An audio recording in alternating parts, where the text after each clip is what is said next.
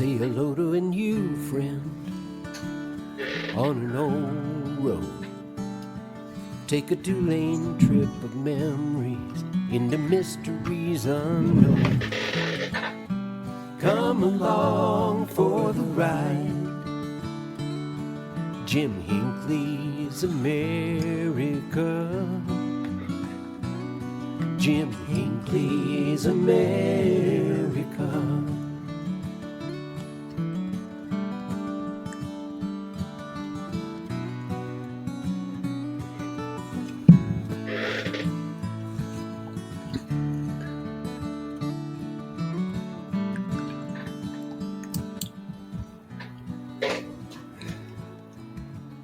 Hey, good morning, mi amigos.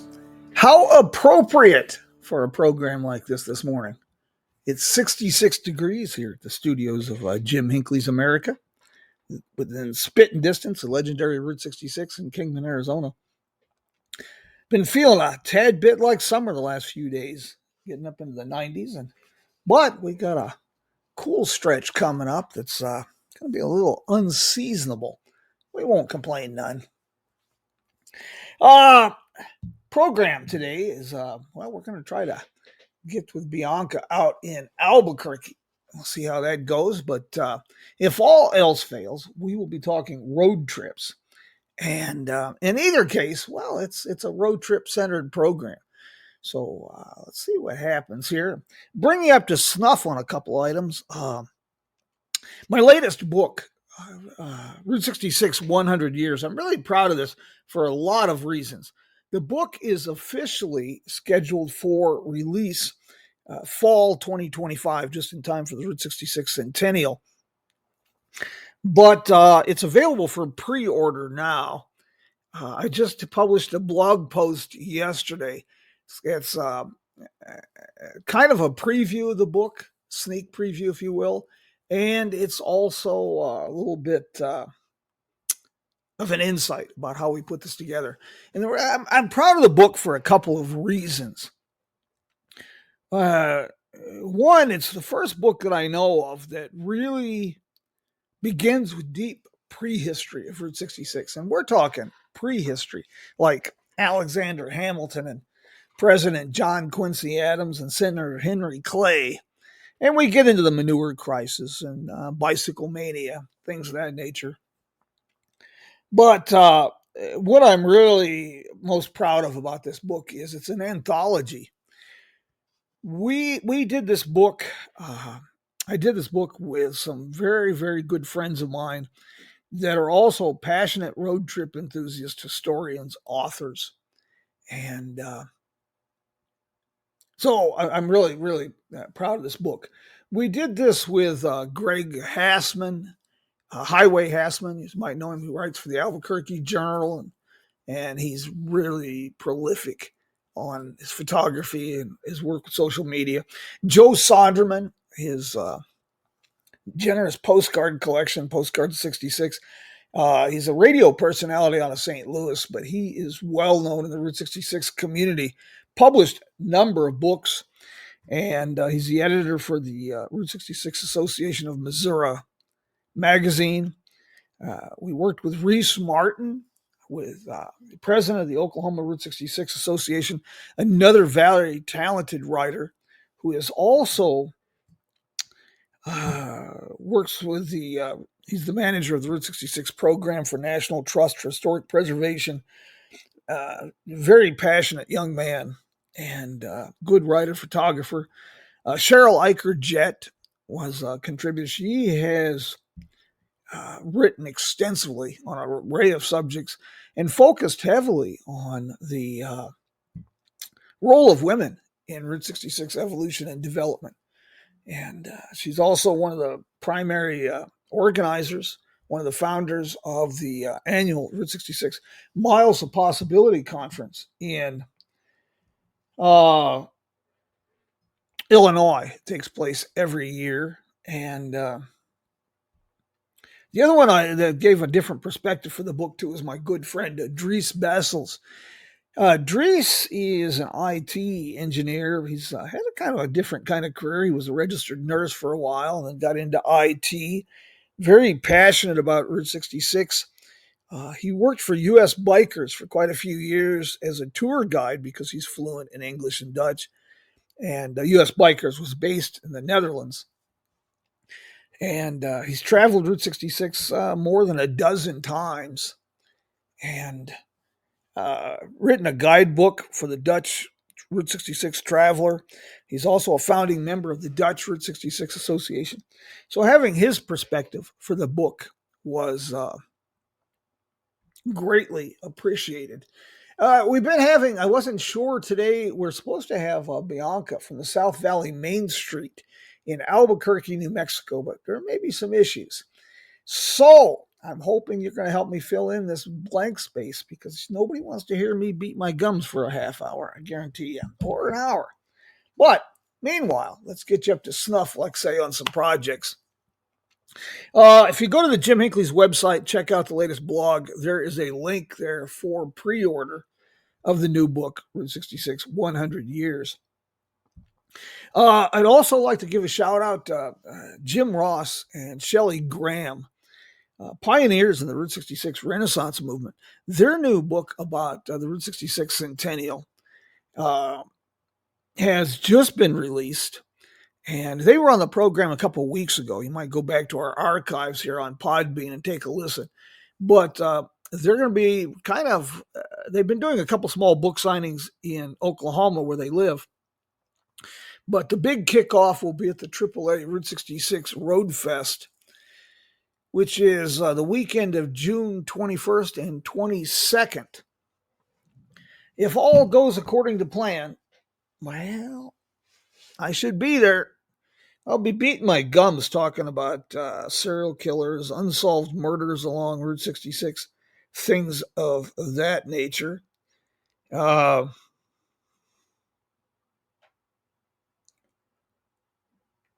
And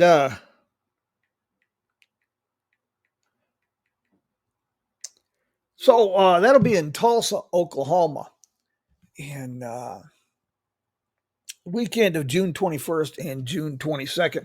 The AAA Route 66 Road Fest is fast becoming one of the events for people to attend. It is really difficult to describe. First of all, it's all indoors. One big, huge building. Car show, over 200 cars, vintage travel trailers. The core of the AAA Route 66 Road Fest is exhibits, really detailed, interactive exhibits that chronicle each decade of the Route 66 history. And then there's live music, lots of different kinds of food, which I enjoy. Plus, it's all air conditioned. And then there's a stage programs going for the entire event, and wonderful, wonderful speakers. People like Michael Wallace, the award-winning author, another pioneer in the Route 66 Renaissance, and also with his distinctive voice, he was the voice of the sheriff in the animated film Cars. So it's a great event. If you find yourself in Tulsa area around that time, God, I hope to see you there. And if not, perhaps you'll see me on the road.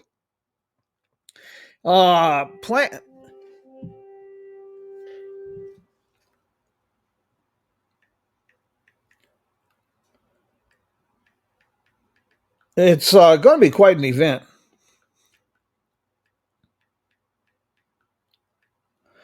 And on the road, my travel plans right now.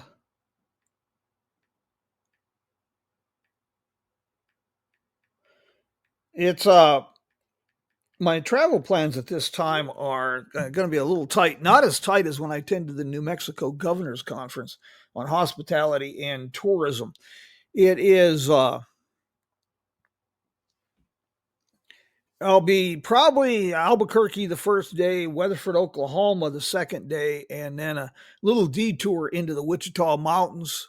I've got some folks down there to see in the Cheyenne Agency, and then up to Tulsa. Return trip, I'll be stopping back in Tucumcari I've got some business to take care of there. A lot of great projects coming up. And there's people I need to be talking with. Connie Loveland, Tucumcari Main Street, and David Brenner, and some other.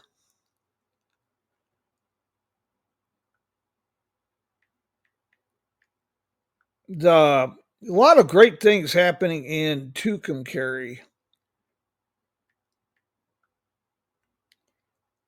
And we'll be talking. I'll be providing some updates when I get back on that. They've got some pretty impressive plans for the Route 66 Centennial coming up, and well, we're going to see what we can do to give them folks a hand. I've worked a lot there in Tucumcari, and I'm really impressed with some of the passionate people there. They have an infectious enthusiasm. If you get around Connie Loveland in Tucumcari, oh my goodness, is that lady a fireball? And it's kind of her hometown, and she just loves it there, and she loves to sell her hometown. If you have any questions or anything while we're waiting for, see if we can get Bianca here. It's what I'm working on. If you notice a few pauses, I'm trying to help with Bianca. But if you have any questions, thoughts, road trips, well, let's give it a holler. We're not myopic, just on Route 66. We can discuss road trips in general. Route 66 is kind of it's our foundation, but we're not so myopic. We're not so narrow-minded. We can look down a beer bottle with both eyes, for God's sakes.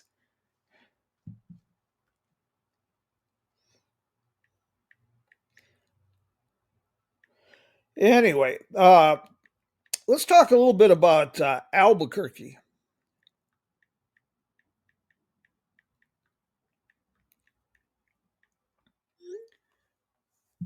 Albuquerque is, it's a big city, but Albuquerque is a unique big city. Let's see what we can do. 1 second. Speaking of Albuquerque,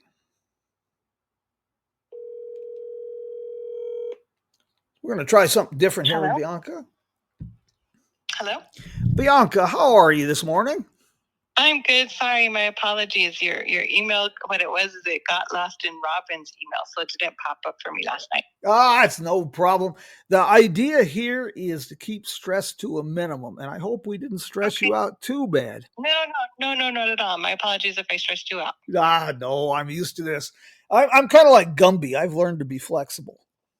Oh, okay. We got a great audience for you this morning. We got folks from Michigan and Arizona and just about everywhere. So how are things in Albuquerque? Well, it's an absolutely beautiful day. The sun is shining. I was just there last week for the New Mexico Governor's Conference on Hospitality and Tourism. And okay. I sure like Albuquerque. It's a beautiful city. We were just talking about that.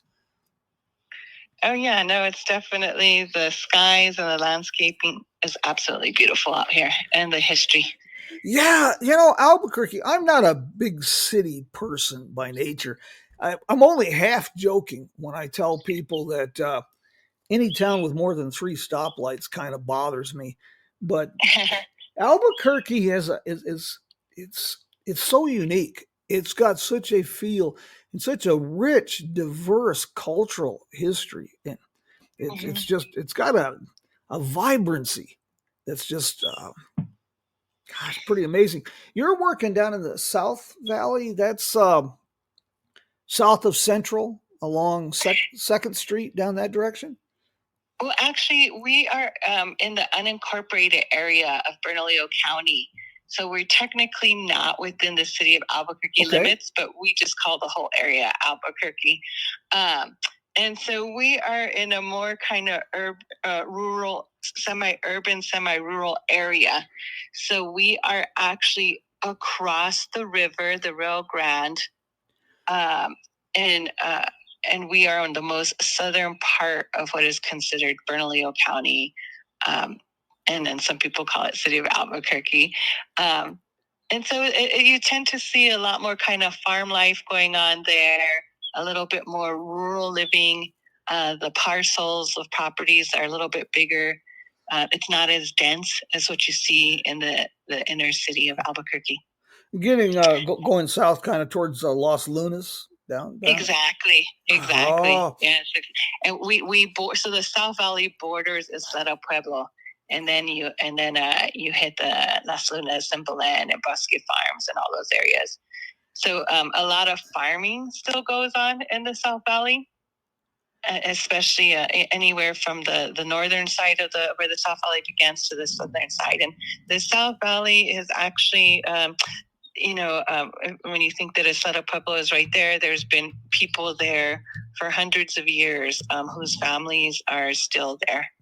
Yeah. So it has a long history. And then what we have, the main corridor that we have is Isleta, which was considered pre-Route 66. So so that would have been the main way that people went north to south, would have been the El Camino Real, which is, some people say, is Isleta Boulevard. And then you drive down Isleta Boulevard towards Bridge, which is where we focus on, the South Valley Main Street. And when you go, when you turn onto Bridge off of Isleta and you head east, you cross a bridge that crosses the river. And that was actually the first bridge ever built that crosses the Rio Grande in what is now known as the city of Albuquerque, because it was the shortest distance across the river. That area, boy, I tell you, I'm surprised. Even Route 66 enthusiasts, they miss that a lot going down that direction. And there's this tragedy. There was a real tragic bus crash there on Route 66 near Isleta Pueblo. And for folks listening, they know I like to fill heads with useless knowledge. But one of the oldest films surviving motion pictures, Thomas Edison, about 1898, filmed a small movie down at the Isleta Pueblo. Oh, interesting. I didn't know that. Yeah, the parts of it have been salvaged and restored. I'll see if I can find the link for that, and I'll send it to you. It's a really, really kind of a neat little tidbit. That area down there is so wonderful and beautiful. That's neat. So you see a lot of traditional living that goes on in the South Valley, and that's what's so interesting about it, that you can have a somewhat, obviously it's still a very urban area from a population perspective, but you can still have that rural, semi-rural, day-to-day experience when you live in the South Valley. And then we also have sequias, which are the traditional water systems that many of the farmers still use to this day. And then where we're at, there's a park where we have our farmers market called the La Familia Farmers Market. And several years ago, we built an horno, which is an outdoor oven out of adobe. And so every year we replaster that. So it's just the space where we focus on is the South Valley Main Street, where Isleta Boulevard and Bridge Boulevard intersect, which is pre-Route 66. Some people may say the original Route 66 before the realignment in the early 1900s. You see still a lot of agricultural livelihoods going on, traditions maintained, whether it's the traditional irrigation systems or the outdoor ovens made out of the adobes and replastering them. And those can be used to also help with the harvesting of some of the produce that's grown by the farmers. And that's kind of what we focus on at our farmers market as part of the South Valley Main Street. Every year we have an annual harvest festival, which we're highlighting for Route 66. So during that festival, we teach people how to make Chile Ristras out of the chili pods. And so that's a traditional way of drying out the chili. And if they make their own chili ristra, then they get to take it home for free. We don't charge anyone. And then we also show folks other ways, other kind of traditional foods that have been grown and how you can harvest them or how you even cook them, right? Because not a lot of people know how to cook red chili from the chili pods anymore, or there is this weed that some people might think is a weed, but it's called quelites, and it's actually a traditional. It's a spinach, a type of spinach, and it's abundant out here, and it's actually very nutritious for you. It's high in calcium. So we kind of teach people what are some of those traditional ways of living off the earth, and how to harvest it, and how to preserve it, and how to cook it. This is one of the things that not just along the Route 66 corridor, but in Albuquerque in general, but not New Mexico. It's the most unique of all the states that Route 66 goes through, because the rich Native American and intertwined with Spanish colonial Mexican cultures gives it just a one of a kind experience, one of a kind feel, and the people are so warm and welcoming. It's really comfortable. And it's funny. It's interesting that you say that, because our farmers market, the La Familia Farmers Market, we're not the biggest market if you consider some of the other farmers markets in the city of Albuquerque. But what we are, so we're a smaller market, but we're a very I tell people it's kind of like the Cheers of the South Valley. The who's who of the community attends the market. It's a community building space.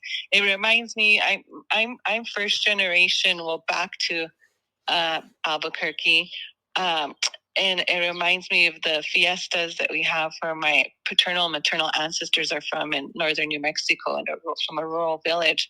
So when we have our farmers market every Friday, it really kind of we're rebuilding that community amongst community members from the South Valley, and it's like the Cheers. Everybody knows your name, and we have regulars, and elected officials go, and we're very clear that we don't allow for any sort of political activity during the farmers market. Oh, wonderful. But yes, we stay neutral in all of that. We want to create a safe space for everyone. And I think that's really what it is. And the elected officials respect that as well, right? But that's why I say it's kind of a who's who. It's the Cheers of the South Valley. Everybody knows each other's name, or they get to know each other over the years. And then we have feature great local bands, and some from northern New Mexico. We have some big bands this year for New Mexico. Gonzalo will be on June 20th. And then we have on June 13th, Sangre Joven.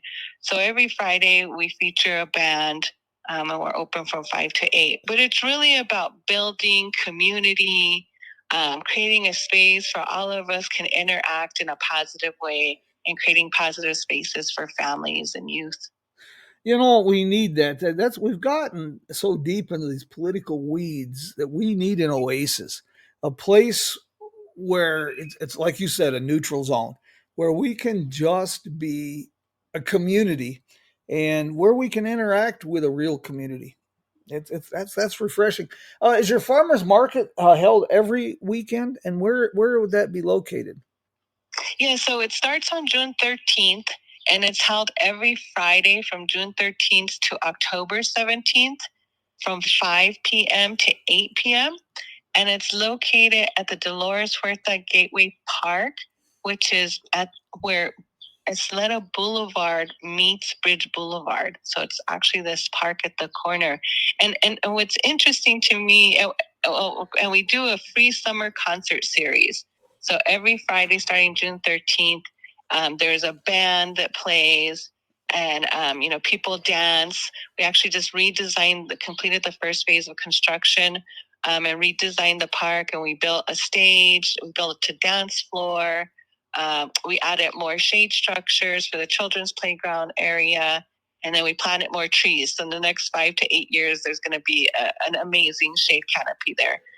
And what's really important for us is that we've made it, trying to make it as accessible as possible, because we really target the senior citizen community.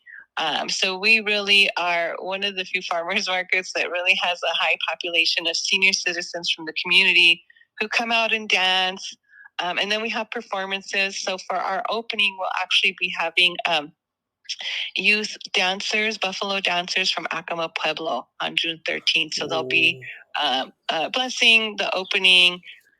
during the break that the band takes.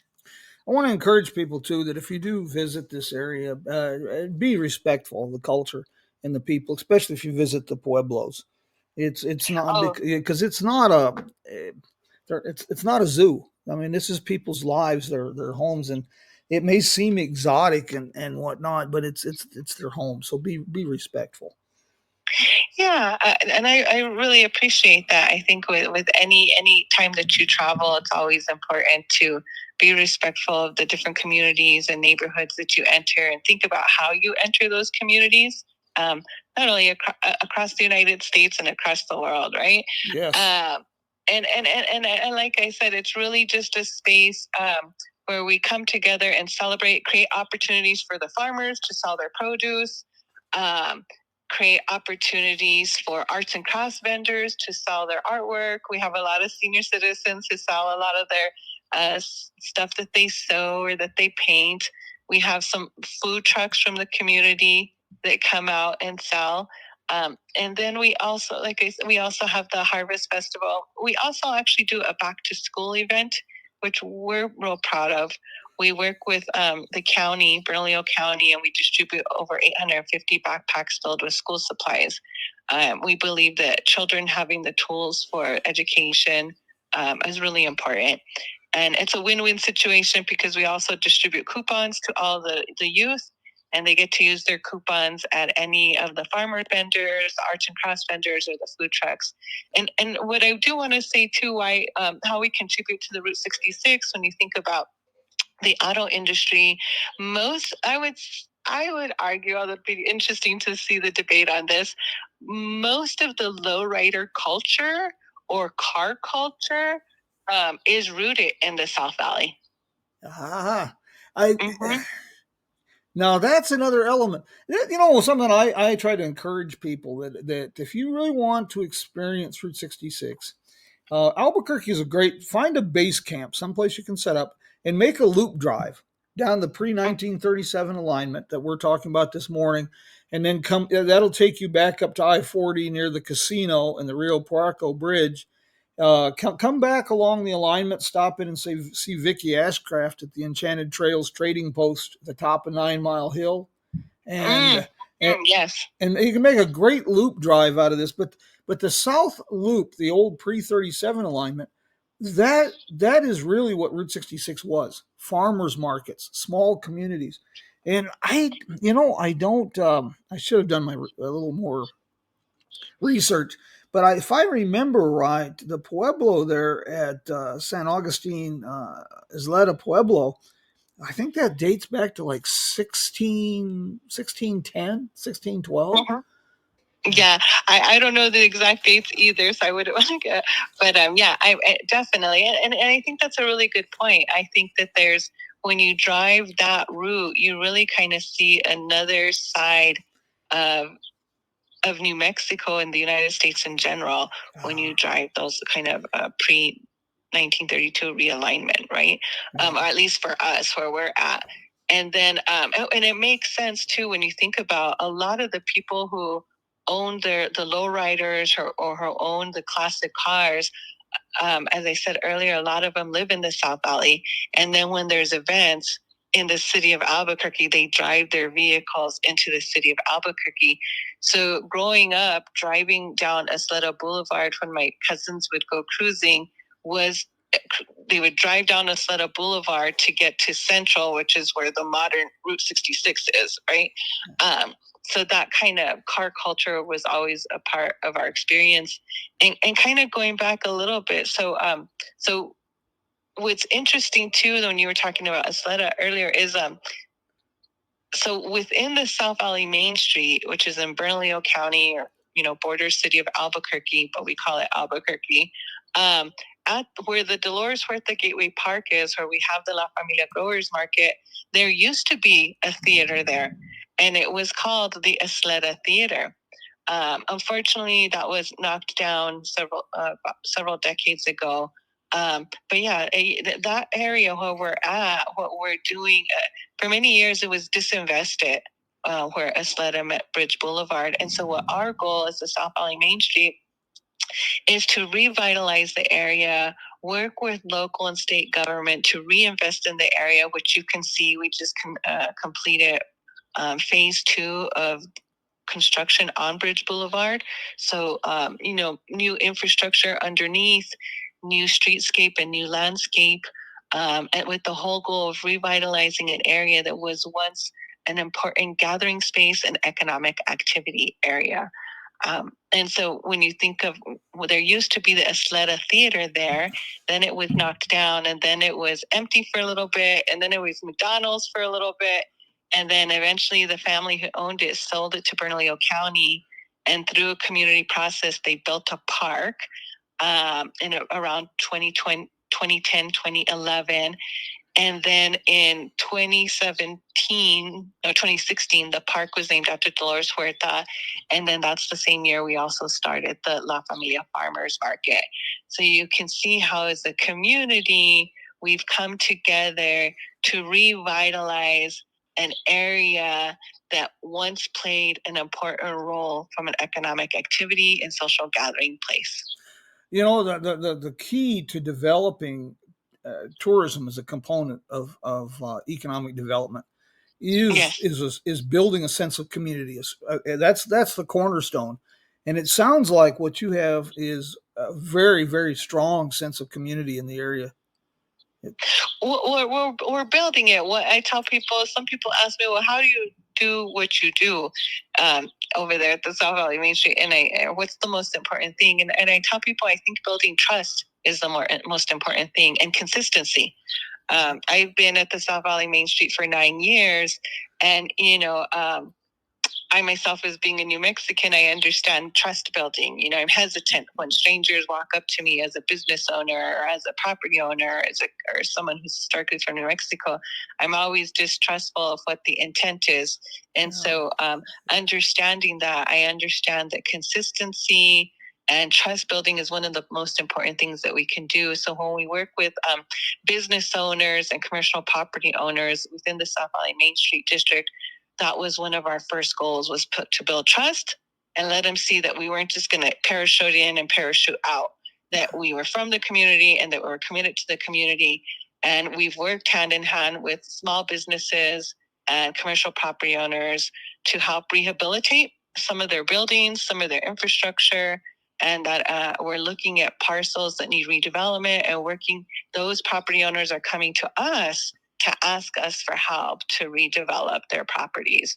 So I think that that's really what makes any sort of economic revitalization really successful, is when you're working together and you're building trust, and you actually have those community members coming to you because they see the work that you're doing, and how we can all work together to attract the sort of clients and customers that we want. And also what I tell people is that it's us also reclaiming our gross receipt taxes so that we can use that gross receipt taxes to further reinvest in the infrastructure of the area.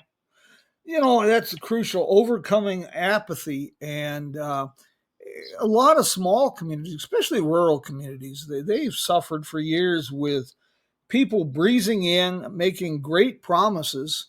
And they're putting lipstick on the hog and trying to tell everybody it's the prom queen. And then, they fill their pockets and they're gone. And that's a challenge. Even if for someone as yourself that is rooted there, it's difficult to overcome that kind of apathy and anger, frustration. But it sounds like I wished I would have. Boy, I'll have to catch up with you, because this is a subject that's very dear to my heart. Building a sense of community. Yeah, build, and like I said, it comes back to trust. And I have to. I wouldn't say that. I can see all sides of a situation. Whether I'm working with the government, whether I'm working with the business owners or commercial property owners or the residents. And so how do we build trust? How do we ensure that we're investing in our local infrastructure that already exists? How do we ensure that we're investing and working with local businesses that help them to become successful, especially as we experienced construction, which is very challenging that we're just coming out of. But when you see, like I tell business owners and property owners and community members, just like with anything in life, we can we can win some things when it comes to a policy perspective. There's something, or redesigning of a street or a sidewalk or a park. There's things that we're going to win. There's things that we're going to have to compromise on. And then there's some things that, that we're not going to be able to change necessarily from like a regulatory perspective. But I tell people it's like a relationship, right? Like with my husband, there's a lot of things we agree on. There's things that we compromise on, hence that's why we've been together for so long. And then there's just some things that we're not going to change about ourselves, but we've accepted each other, right? And we move forward. Exactly. And the other part of this, as far as building a community is we don't have to like each other, but we're in this community. So we don't have to wake up in the morning together. We don't have to go to church together, but we live here. So let's put aside those differences. And how do we come together for and make this a better place for everybody that's here? Is the best website for South Valley Main Street the bimco.gov? Economic Development, South Valley Main Street? No, we actually are working on our website. We're updating it. So it'll be launched in about another 2 months. Okay. Right now, the best website is going to be the lafamiliagrowersmarket.org. Okay. And if you go in there in the lafamiliagrowersmarket.org, you'll see some of the flyers with the list of all the performances for this year. You'll see the date for our Harvest Festival. And then if you go in there, there's a workshops tab. And in that tab, you'll find a video that AARP did when we were building the horno. So, it features, I'm in there, but it also most importantly features one of the elders who helped us build the horno, Albert Pata. So he talks about it, and there's actual footage. Okay. So for right now, that's going to be the best website. And in another 2 months, the South Valley Main Street website will be uploaded. Okay. I will. I'll get this website up when I publish this today. I'll also put this on my website, and then when you have your website, your Main Street website, please let me know. Just real quick, I dug up a book that I had while we were talking. Copyright date is February 24th, 1898. The movie was called Indian Day School. It's the earliest known film shot in New Mexico and was produced by Thomas Edison. And it was filmed at Isleta Pueblo in the school at Isleta. And that's 1898. Oh, wow. Oh, that's interesting. Yeah. So Isleta Pueblo would border the South Valley. It would be on the southern border of the South Valley. And so, and then a lot of community members actually go to the Catholic Church that is over there in Isleta Pueblo. But I mean, historically, the South Valley would have been considered the Isleta Pueblo lands.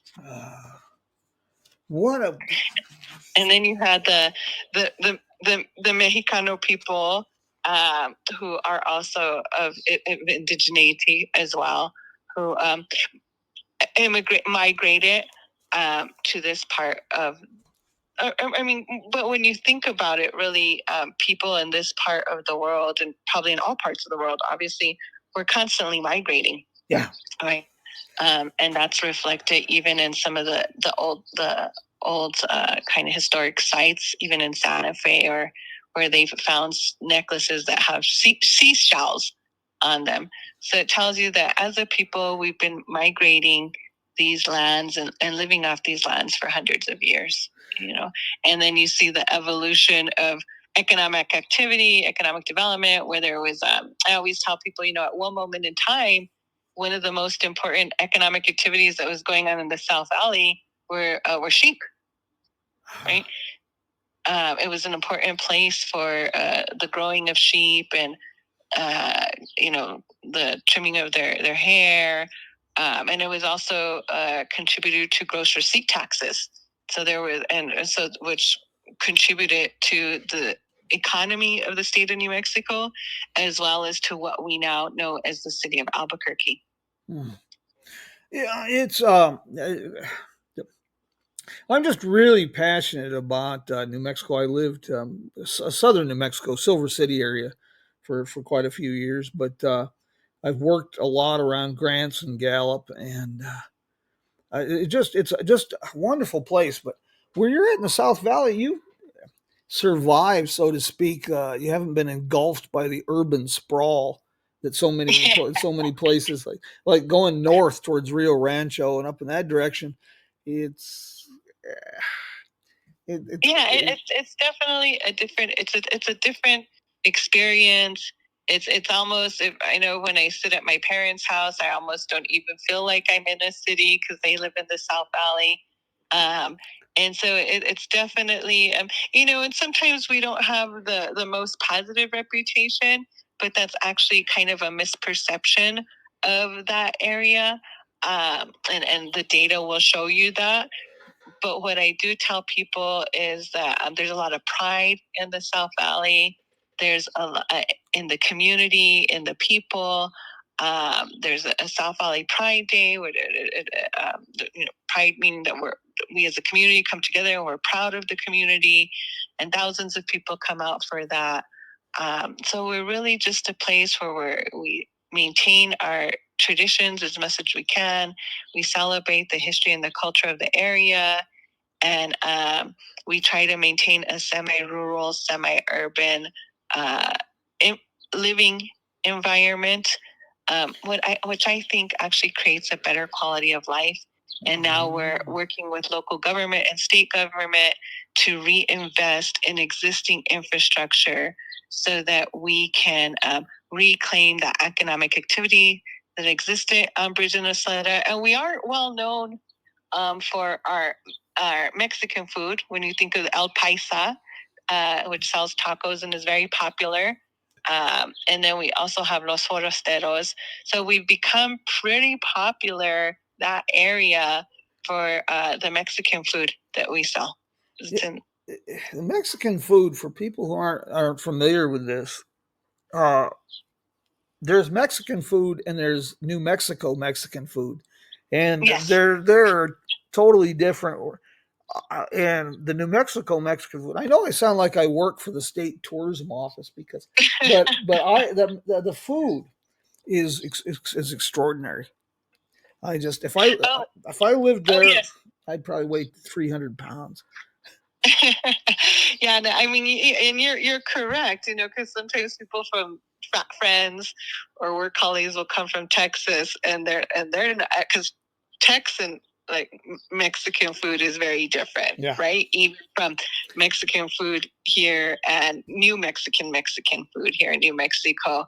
But I love them all personally. Yes. And I tell people, oh, this is Mexican rice, or this is New Mexican rice, because even the rice is different, or flour tortillas versus corn tortillas, so that, but it's, to me, at the end of the day, it's all wonderful food. We celebrated all on Bridge Boulevard in Isleta, and within the South Valley Main Street. I really love, at Los Forasteros restaurant, they sell a really good caldo de res. Do you know what that is? No. It's just like, growing up when your grandma used to make that stew with potatoes and, corn, and then some cabbage, and then like a piece of beef, right? Okay. And so you can get that from Los Forasteros. It's called, in Spanish, it's called caldo de res. And it's an amazing. It just reminds me of the stew that my grandma used to make when I was a little girl. Oh. And then with it, they give you a side of rice, which is more like the Mexicano style of rice. And then in the wintertime, I like to order a drink called champurrado. So it's kind of like an atole, And atole is, do you know what the atole drink is? I know it's a blue cornmeal. Yes, it's like the blue cornmeal, except in Mexico they call it, or in here as well. Well, they call it champurrado, and so it's like a chocolate atole. That's what I tell people, and it's really good. And they only serve it really in the winter time. And then you can go to either Los Forasteros or El Paisa, because El Paisa is really known for their tacos, and they have a really good chile relleno burrito at El Paisa. Or then, and at both places you can get horchatas, which is rice milk with cinnamon. Or you can, at El Paisa, you can also get different aguas, whether it's watermelon, cantaloupe, and different kind of refreshing drinks for the summer.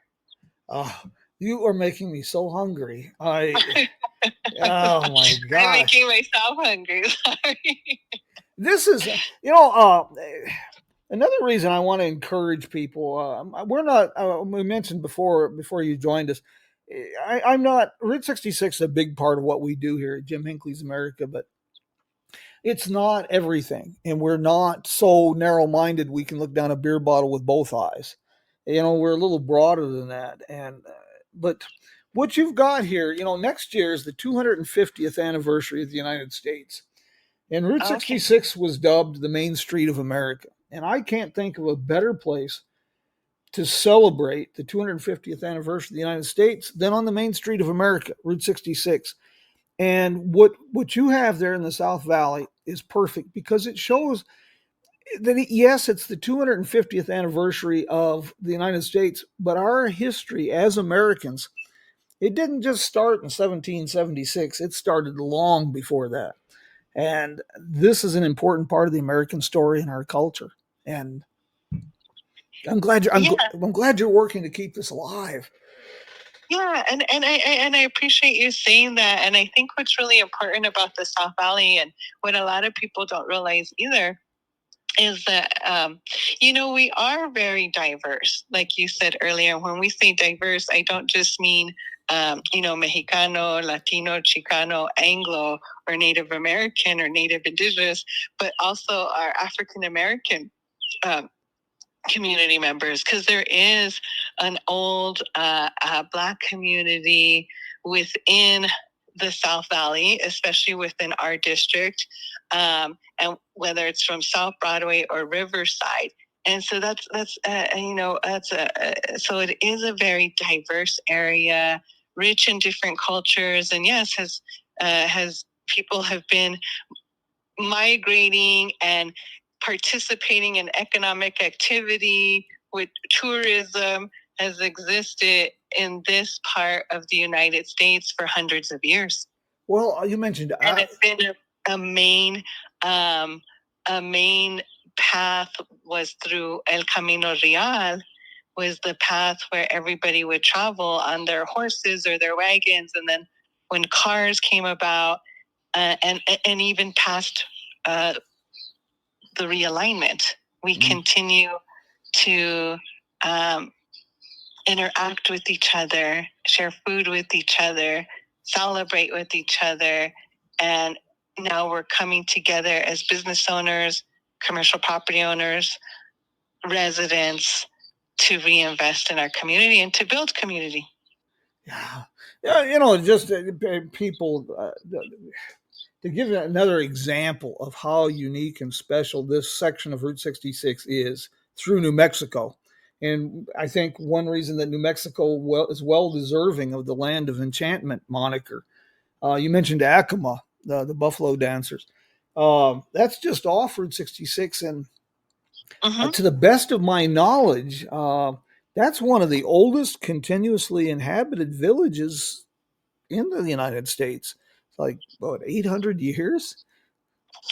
Yes, and we're very fortunate because because people just love the type of Mexicano food that we have, el paisa and los forasteros, that folks come from all over to all over, whether it's Acoma Pueblo, Estado Pueblo, or the Heights from the city of Albuquerque, or tourists whether it's from the Breaking Bad movie series. Yes.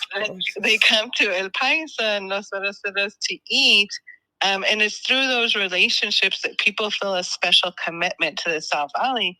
So it's actually some of our friends who started a youth dance group of Acoma Buffalo dancers. And they're the ones who every year they call us and say, we want to have our youth there. We want them to share the dances. And of course, we're grateful and thankful to this next generation of young Acoma Buffalo dancers who are excited to come and share their dances with us and celebrate that. And then we in the wintertime, it's new for us. We just started a Christmas holiday type event, and that goes on as well. And so we have the dancers come out, and there's different types of dancers, but then we also have a gospel group come out and do some singing. So again, going back to that diversity, right? Highlighting all the different ethnic and racial groups who have contributed to what the South Valley has become what it is today, and celebrate all of that as Americans. Exactly. That yeah, because people say I'm American. Well, what does that mean? We're a very unique country because of this blending. That's what it's kind of like New Mexican food. We have the right kind of spices where everything's blended together just perfectly. And that could be a whole other discussion, right? Yes, red chili, green chili, salsa, mole. Is it Tejano chili? Is it Mexican chili? Is it New Mexican chili? Because New Mexican chili, red or green, is very different from, what I would consider more Mexicano chili or more Tejano chili. I'm sure there's experts on that who could spend quite a few hours discussing the intricacies of chili itself and how people use it. Well, food's if anybody who's seen me lately knows that food's a big part of my life. Bianca, we're gonna have to do this again and just talk food. This is really good. I love food. So if you're ever in town, next time you're in town, reach out to us and we'll go to the Los Forasteros to get a caldo de res. And if you're here in the wintertime, you can get a champurrado drink. And then we'll go over to El Paisa and get some of their aguas and tacos, I'm not sure what my schedule is going to be. I'm going to Tulsa, Route 66 Road Fest in the end of June. The weekend 21st and 22nd, I'm speaking there. And generally, I end up in Albuquerque on my first day if I'm being pushed for time, which I will be again. But I'll keep you posted because if nothing else, I would sure like to meet you face to face. I like you just radiate an excitement and enthusiasm that I like that. That's infectious. Well, I was talking to a farmer yesterday because an elder farmer called me because he'd been sick, but he's wanting to come back to the market, and he grows the best tasting apples and peaches and cherries. And, while him and I were talking, he was telling me all the changes he's made since a health scare that he had. And I told him, well, we just life is short. Ooh. And we have to enjoy every moment that we can and treat each other as good as we can. Because there's a lot of things going on in this world that we can't control, but what we can control is how we treat each other as a people and, doing the best that we can and celebrating as much as we can as a community. Oh, Bianca, those are tremendous words of wisdom. I'll have this up today and I'll share the link with you and I'll include the website and I will get this up on my website as well as social media. I want to thank you for taking time from your Sunday morning to do this. I hope we did not cause you undue stress. Oh, not at all, not at all, not and, at all. I was up already cleaning the yard. I just don't want, the idea is to make this stress free as we can. And no, it was stress free. It was stress free. Good. I wanted to pull some weeds before 8. That's what I got to do that too. I got to get out in the garden and get that done today. I want to thank you though for taking time for your schedule to do this. And I want to thank everybody who joined us this morning. I hope we encouraged a road trip, and more importantly, I hope we've encouraged people to think about how they can help develop a sense of community where they live. This has been good. I have enjoyed this conversation immensely, and I want to thank you. This is good. Yes, and just the last message is that if you're out in the Albuquerque area, come out to visit us in the South Valley on September 19th. We'll be having, I believe it's our 8th annual Chile Harvest Festival, where we'll be teaching people how to make Chile Ristras for free, and they get to take them home. And there'll be a lot of other workshops, and we'll be lighting the horno, which is an outdoor mud oven, and doing some demonstration projects with that. Something that just popped into mind, and I'm going to really be bad here. This is going back 20 years. There used to be a very, very old, like a mansion down towards Los Lunas. There was a restaurant. Is that still there by chance? Or... I feel bad. I have not made it out that way in a while. The Luna Mansion. Yeah. I believe it is still open. Yes. Yeah, but don't quote me on that, because I have not. I feel ashamed to say this, but I just have not made it to that part. Okay. In a little bit, in quite a bit, actually. Some of my family actually lives out in Bosque Farms, in Belen, but we just haven't made it to that restaurant. Okay. I won't hold you to it. It's been. Oh my gosh, I'm sorry to say this. Probably, I don't even know why it popped into my head, but that was probably 20 years ago. Yeah. So. Yeah. No. It's definitely a place to go and visit.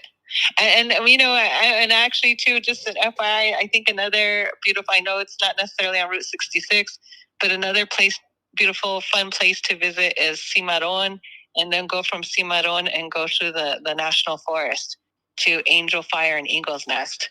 And I would take the back road from Springer going to Cimarron, so you can see the Philmont Ranch, and just kind of the history of a lot of those buildings out there. And then you end up in Cimarron, and they have, I believe it's called the St. James Hotel. There's a lot of ghost stories over there from the Wild West. And then they have this really interesting meal. It's called the Aztec meal. And the history behind that is really interesting. And that it's even called the Aztec meal. And it's still in existence, and you can go in, and it's more like an antique shop. And then once you finish in Cimarron, and they actually have really good fish tacos at that St. James Hotel. And it's just really beautiful inside. Then once you leave there, you can turn left and go through the national forest and end up in Angel Fire and Eagle's Nest. And you can stop by the Vietnam Veterans Memorial. We made a journey out there a few years ago. My uncle was a Vietnam veteran. So northern New Mexico and northeastern New Mexico is really spectacular. Las Vegas, and then going north, that's a great area. Yeah, it really is. And yeah, I always want to advocate for Las Vegas. They've been in a lot of series over the past 15, 20 years. Yes. But absolutely, from a historic preservation perspective, the amount of historic buildings that they have there they're absolutely beautiful. Their fiestas are coming up now in July. And then if you're up in this area, might as well hit up Springer, Cimarron, and then Raton. And Raton, they just won at the National Main Street Conference. They just won a big award. The Raton Main Street did. So we're very proud of them as a Main Street community and the work that they've accomplished over there in Raton, New Mexico. You've put a bug in my ear, and I'll talk to you later if you'd like. We'll talk off the program, but what would be? I think we need to get some. Maybe you already do this. Some of the New Mexico Main Street organizations, kind of in a network, if you will, and sharing some of this, because the communities become links in a chain that you can get people to promote. Like I work a lot with Connie Loveland over in Tucumcari, the Main Street director there, and I just have a feeling that something like that could really be a benefit. Oh yeah, I love, and I feel bad because I admit my bias. My family's from northern New Mexico, so I'm a little biased towards northern New Mexico. But Tucumcari, yeah, it's been great when we go out there for Main Street conferences. Just I absolutely love their mid-century motels there. I loved it.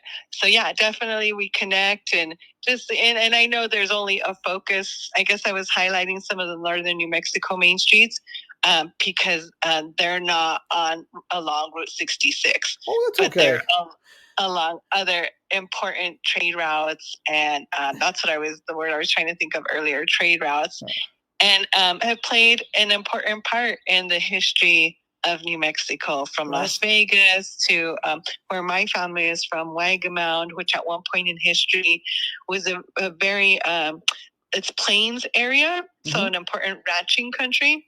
And at one point in history, played an important role in the sheep industry, right? And then you go up to Springer and Mora. There's a main street in Mora. And my mom and I, we like to take my kids and we like to go on adventures to the back roads. Like I was saying, if you ever have a chance, take the back road from Springer to Cimarron, and you'll just learn about some very interesting history as you and kind of, my mom and I are into historic markers. So what we did is we took that concept and we actually did a historic marker walking tour back in the South Valley Main Street, about some of the history, highlighting some of the things I'm talking to you about, whether it's the acequia, so traditional irrigation, forms of irrigation, the importance of sheep from an economic perspective at one moment in time, and then even the construction of the bridge, so connecting, Esleda Boulevard to Bridge Boulevard, and then crossing the river, which was the first bridge built. So if you do visit us at the South Valley Main Street, and we can show you where the historic walking tour is at and the historic markers. Bianca, again, thank you so very much for taking time this morning. I have enjoyed this immensely, and I'm most appreciative. This has been just an enjoyable conversation, and I really hope we can inspire a road trip or two for some folks. Encourage people to get out and see some things. So thank you. And eat some food. Yes. Well, thank you so much. We appreciate you for doing this. You bet, Bianca. You take care. Have a good day. Bye-bye. Gosh, that was wonderful. I know we run a little bit late here. We didn't get a chance to really talk much about Bianca's Story District walking tour, but we'll have to do this again. I wanted to get a plug in for next week real quick. Next week on Coffee with Jim, if you remember S&H green stamps, we're gonna visit with a fellow who's reviving that brand for a new generation. So that's going to be kind of entertaining. I want to thank everybody who joined us this morning. I hope you enjoyed this as much as I did once we got over the hump, and hope you didn't mind me beating my gums while we tried to get Bianca on this morning. But we'll have this published this afternoon, and I would appreciate it. Please share this. I think this was a great program, very inspirational on many, many levels. And invite your friends. We'll do this again next week. Talk about S&H green stamps. And then, we've got all kinds of great things coming up. Richard Lintonello will be with us with Crankshaft Magazine, a relatively new publication. And he's, anybody who's in the old car world's known of him for a while. We've got some people coming up talking about historic electric vehicles and the Historic Electric Vehicle Museum, and a fellow who's developing a musical highway project along Route 66. So we've got lots of interesting things coming down the pike. I have one more request in favor for you. Why this is a goal, I have no idea. But we hit a milestone this weekend. 8,600 followers on the Jim Hinckley's America Facebook page. And Jim Hinckley's America is a shared adventure. So I want to build a community of fellow adventurers. With your help, I want to see if we can push that to 10,000 followers by the 4th of July. What do you think? Well, my friends, until we meet again, I will bid you adios. But thank you for joining us today. And, well, talk soon. Vaya con Dios.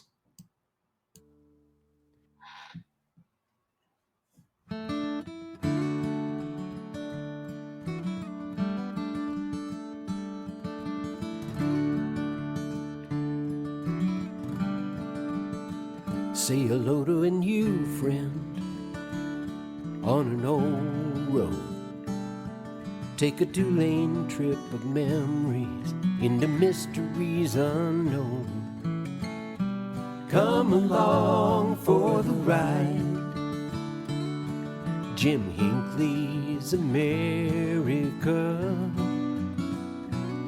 Jim Hinckley's America.